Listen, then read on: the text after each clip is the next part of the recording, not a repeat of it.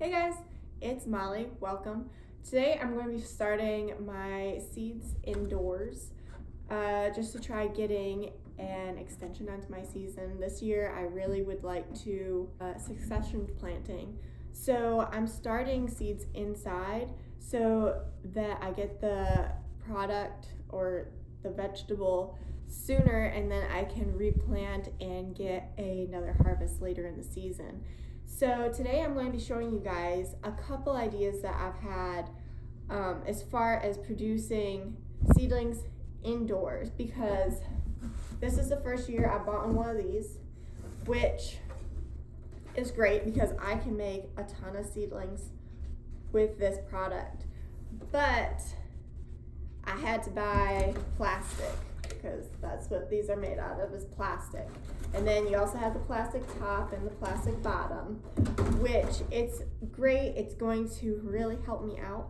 But if you're not at this stage yet, or even if you're looking for other ways, which I also am looking to find more sustainable ways to make seedlings, here's a couple ideas for you. I get any kind of container, like a milk container. That's what I had right here. And I cut it almost in half.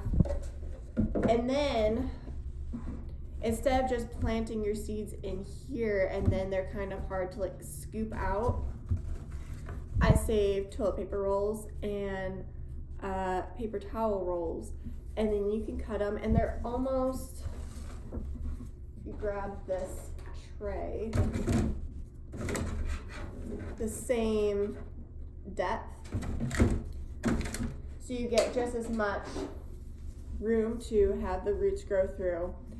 But the toilet paper rolls are biodegradable, so when you take your seedlings out of here, when I go transplant them outside later on, I can literally just take this and plant it into the ground, and it's a nice easy way to reuse some things that we have around the house. It's cost efficient, and all it took were some rolls and a milk container that I already had or was already going to buy, and it was going to be just garbage that was going to go to the landfill. Instead, we found a different use for it. It can help hold these and make it so that nothing's leaking all over my floors.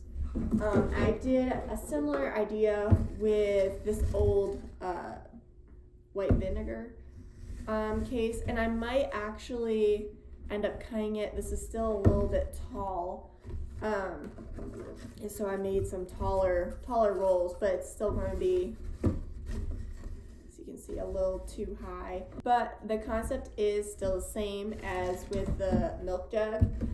It's just a container that I would have had anyway because I used the white vinegar, and it helps me keep everything contained.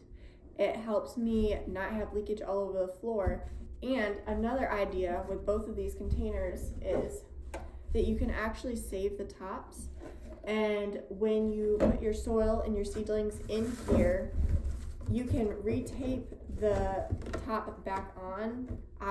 We'll just place it like this, but it makes it a little bit more imperfect. If you want it completely sealed, you'll want to tape it or find some way of sealing it.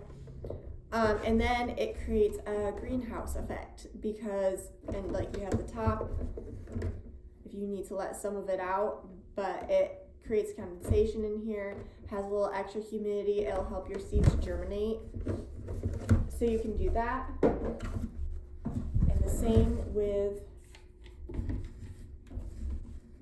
the vinegar.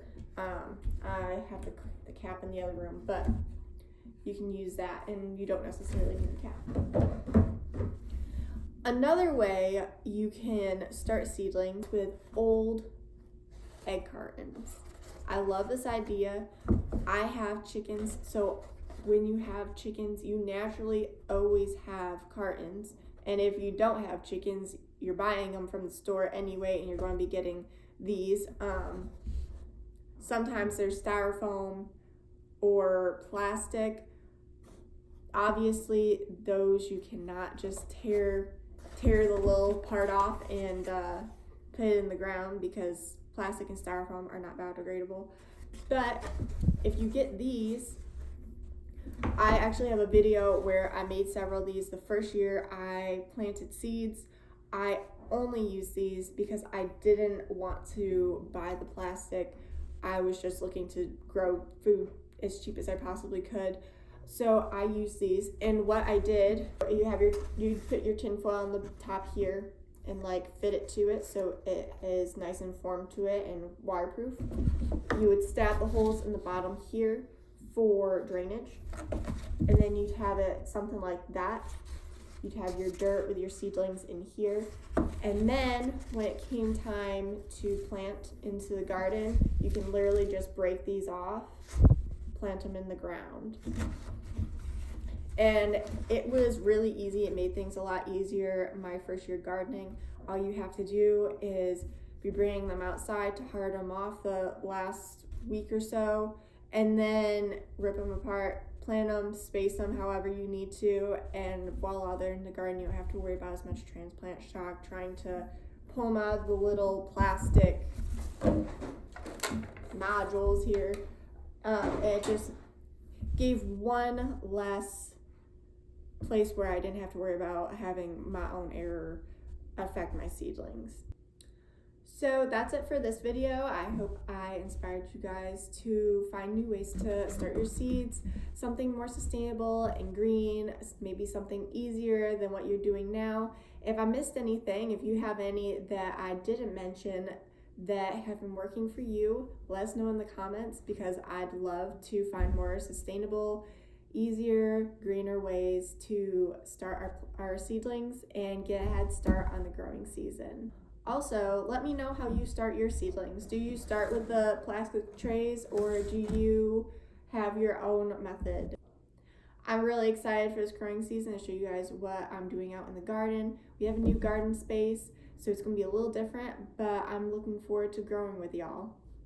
Anyway, I really look forward to growing with y'all. Until next time, see ya.